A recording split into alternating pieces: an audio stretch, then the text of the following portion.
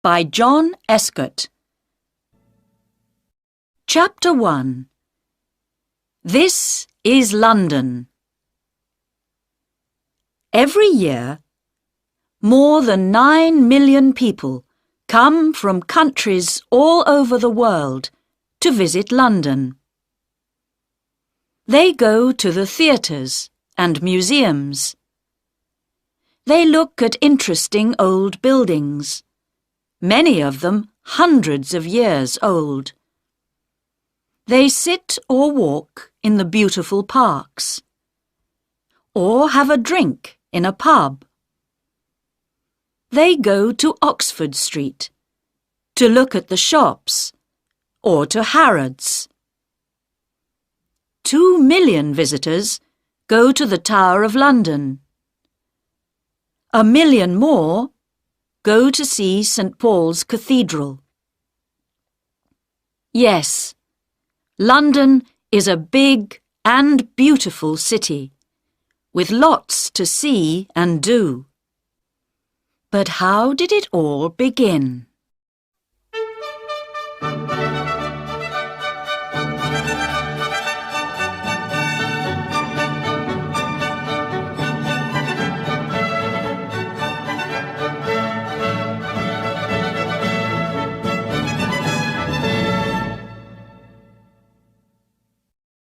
Chapter 2. In the Beginning. The name London comes from the Romans. There were people living here before they came, but we do not know very much about them. The Romans came to England in AD 43. They built houses and other buildings and made a town next to the River Thames. They called the town Londinium. They built a bridge over the river, and ships came up to Londinium from the sea. The town got bigger and bigger. Important new buildings went up, and you can see some of the Roman city wall today, near the Museum of London. It was a rich town, with about 50,000 people living in it.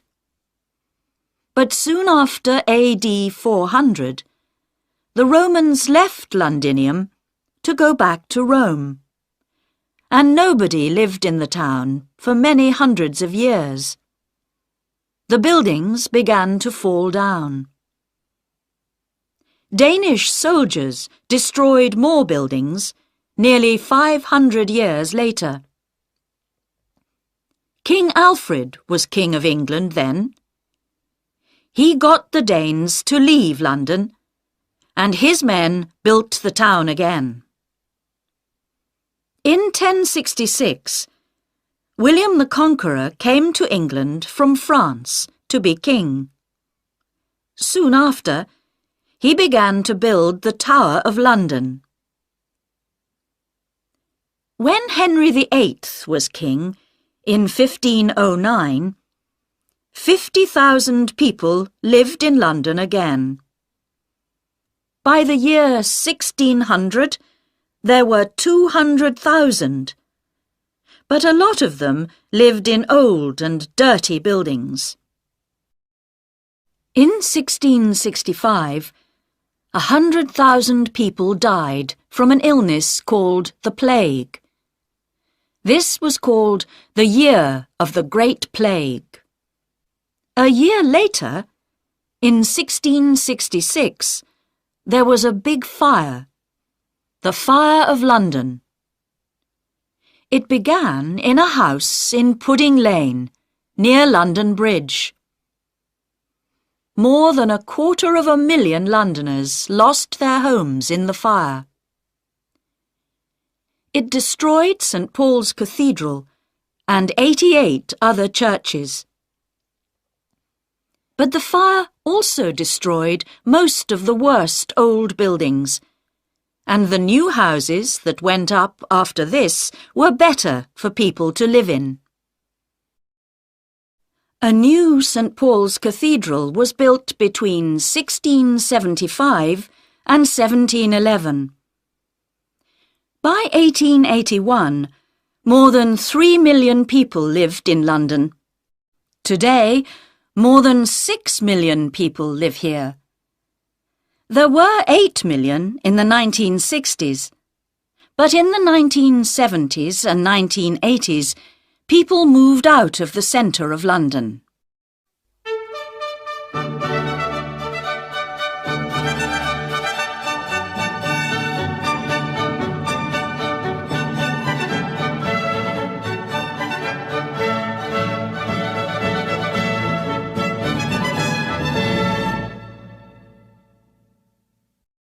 Chapter 3.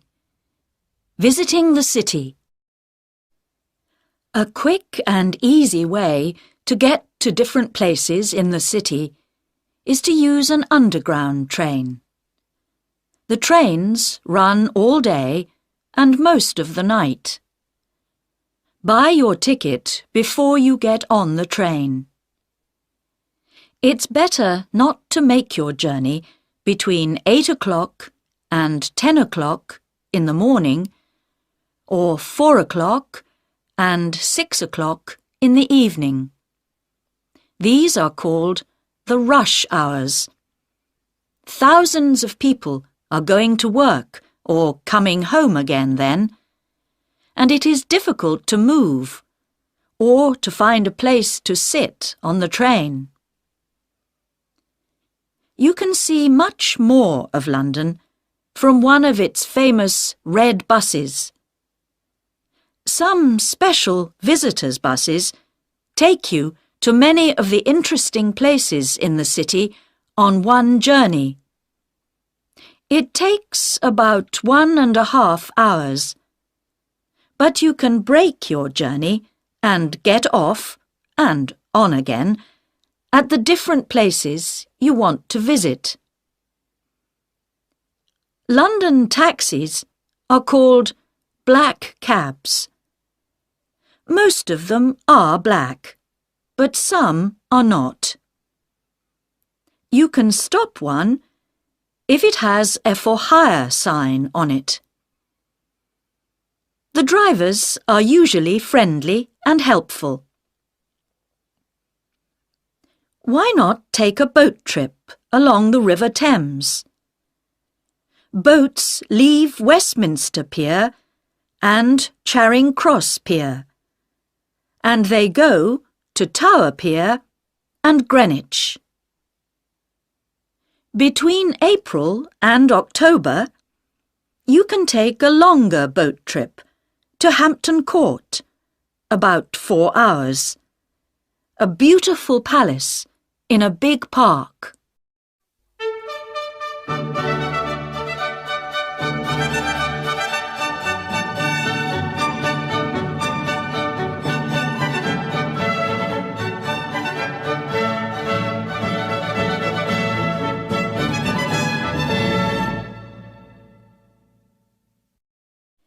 Chapter 4. Some places to go. The Queen has her London home at Buckingham Palace. It is at the end of the Mall, a long road that begins at Trafalgar Square. At 11:30 most mornings, the soldiers at Buckingham Palace change the guard. It takes about 30 minutes, and hundreds of visitors come to watch. And in August and September, you can usually visit some of the rooms in the palace. But there are always lots of people coming to see them, so be ready to wait. You can also visit the Royal Mews at the palace. This is the home of the Queen's horses and coaches. The Queen's Gallery is also at the palace, and you can visit it at most times of the year. Here you can see pictures from all over the world. The Tower of London is now a museum and one of London's most famous buildings. More than 2 million people visit it every year. Yeoman warders, also called beefeaters, tell them all about the tower. You can see the crown jewels and visit the Bloody Tower and the White Tower. Or take a walk round the wall and perhaps see one of the tower's famous black birds, the ravens. Tower Bridge is near the Tower of London. It is one of the most famous bridges in the city and first opened in 1894. St. Paul's Cathedral is not far away, on Ludgate Hill. It was built by Sir Christopher Wren after the Fire of London. Wren built more than 50 London churches. Visitors can go up to the Golden Gallery to look across London.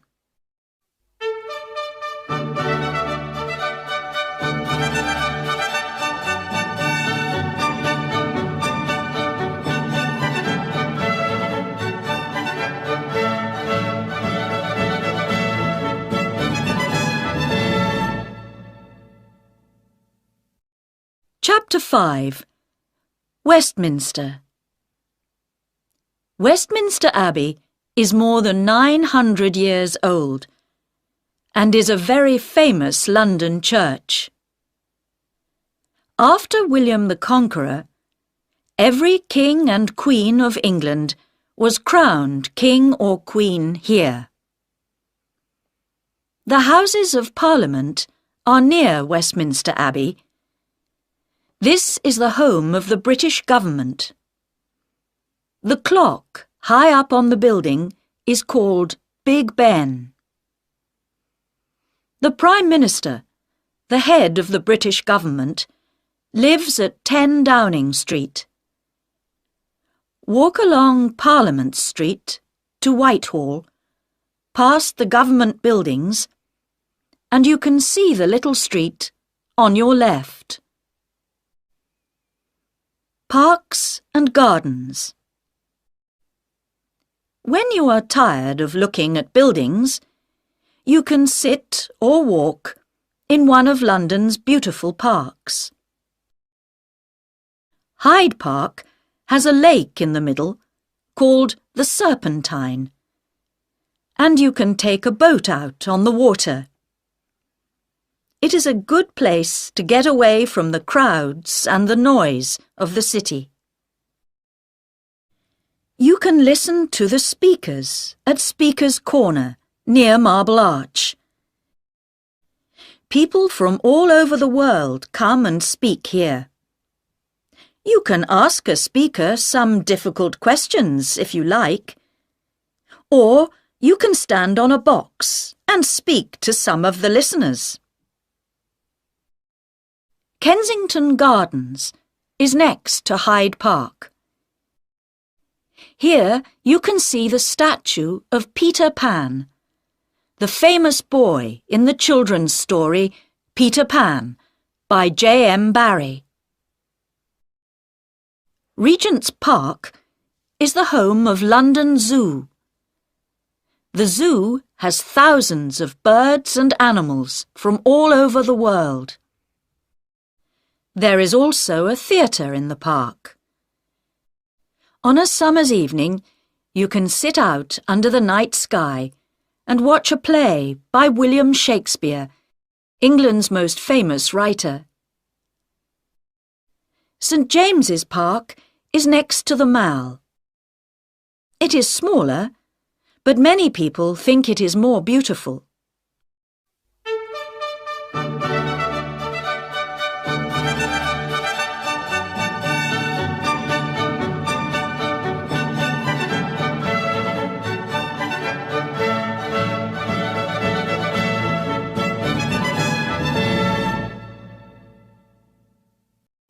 Chapter 6. Shops and Eating. The most famous shop in London, some people say the most famous in the world, is Harrods in Knightsbridge.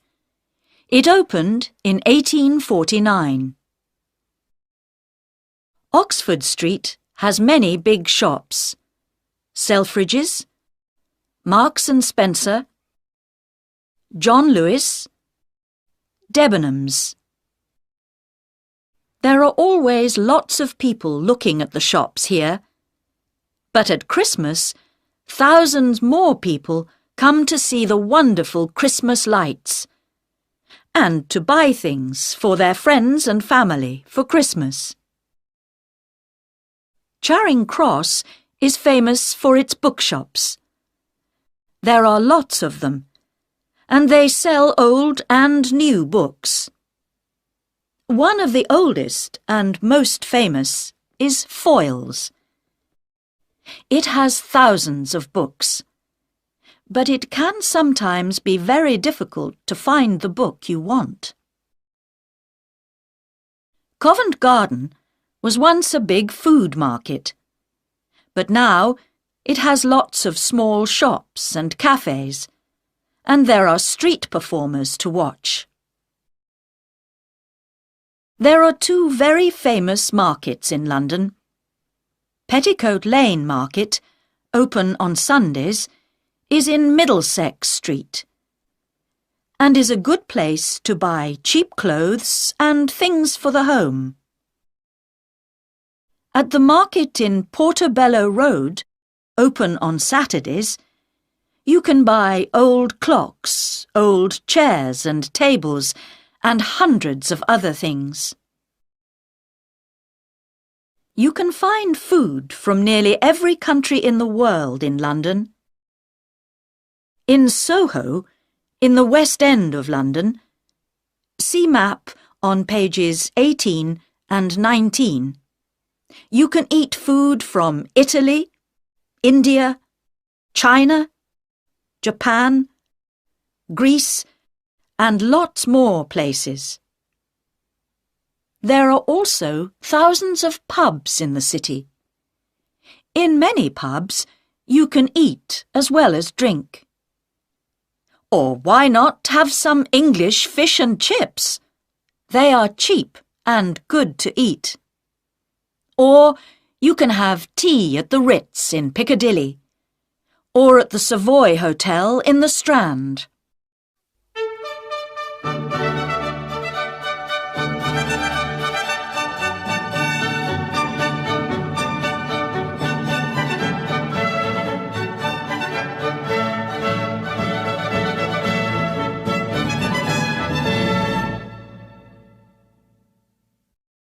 Chapter 7. Going Out. Theatres and Music. London's West End has some of the best theatres in the world, so tickets can be expensive. Go in the afternoon. It is often cheaper. There is something for everybody. From a play by the Royal Shakespeare Company at the Barbican Theatre to Agatha Christie's The Mousetrap. This play began in 1952, and thousands of visitors see it every year. There are lots of cinemas to visit. The most expensive are in the West End, but you can sometimes get cheap tickets on Mondays. You can hear wonderful music and singing from all over the world at the Royal Opera House in Covent Garden, the Royal Albert Hall in Kensington Gore, the London Coliseum in St Martin's Lane, and the Barbican Centre, Silk Street. For ballet, go to the Sadler's Wells Theatre in Rosebery Avenue, or to the Royal Opera House. To get cheap tickets, buy them an hour or two before it begins. Do you like to listen to jazz musicians? You can hear some of the best at Ronnie Scott's Club in Frith Street, or at the Bull's Head Barns at Barnes Bridge, or at 100 Club at 100 Oxford Street. Sport. Some of the most famous English football clubs are in London. You can see Arsenal play at Arsenal Stadium, Avenel Road, N5. Chelsea play at Stamford Bridge, Fulham Road, SW6. And Tottenham Hotspur play at White Hart Lane, High Road, N17. To watch the very English game of cricket, go to Lord's Cricket Ground in St John's Wood, NW8. This is the home of cricket for most English people.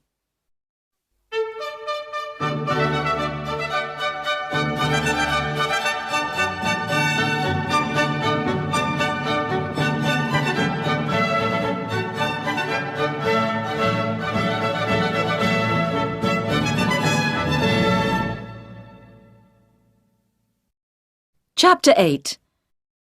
Museums and Galleries. The British Museum in Great Russell Street is the biggest museum in Britain. Tickets are free. The Museum of London at 150 London Wall is one of the most interesting museums in the city. It tells the story of London and its people. One more museum that tells a story is the Museum of the Moving Image, MoMI, on the South Bank, under Waterloo Bridge. This tells the story of cinema and television, and there are many things for visitors to see and do. You can act with actors on a film set, or you can read the news on TV. 4 million people visit the National Gallery in Trafalgar Square every year. They come to look at more than 2,000 pictures. Tickets are free. At the National Portrait Gallery in St Martin's Place, you can see pictures of famous people. Tickets are free here too. The London Dungeon in Tooley Street is a museum of horror. 500,000 people visit it every year, but they don't always stay to see it all. Madame Tussauds in Marylebone Road is famous for its people made from wax. You can see famous people from the past and famous people of today. Abraham Lincoln, Mahatma Gandhi, Nelson Mandela, Pavarotti, Marilyn Monroe, Charlie Chaplin, Sylvester Stallone. And in the Chamber of Horrors, you can see some very bad people.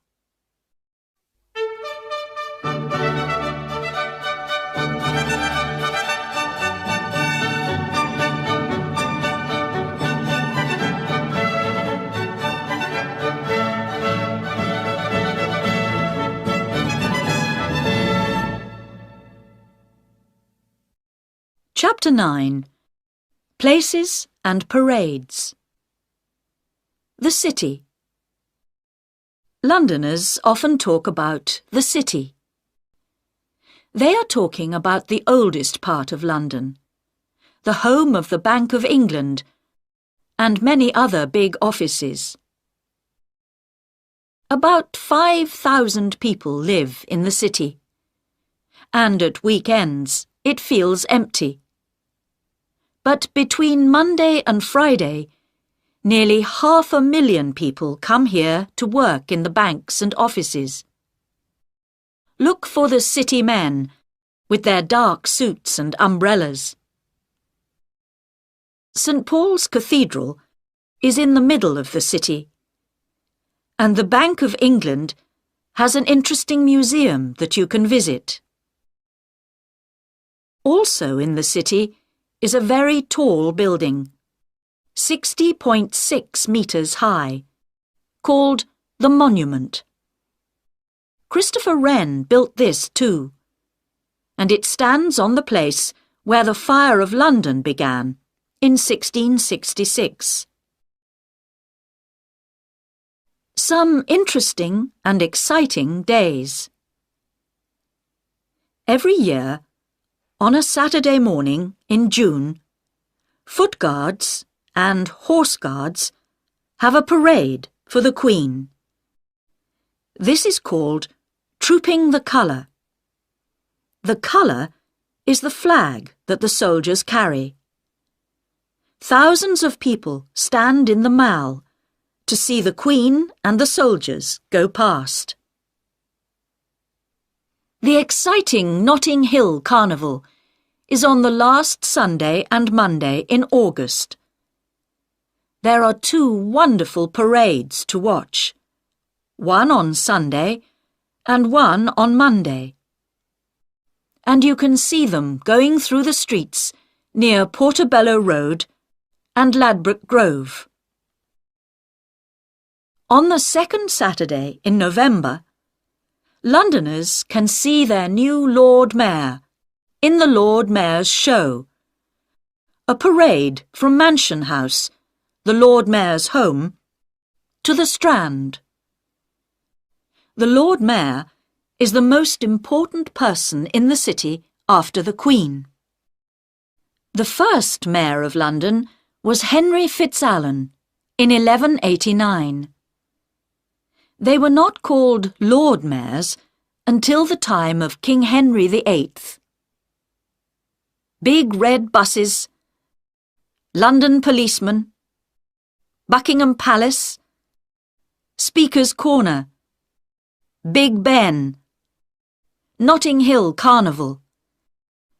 These are some of the things you can find in London. But there are many, many more. Come and see.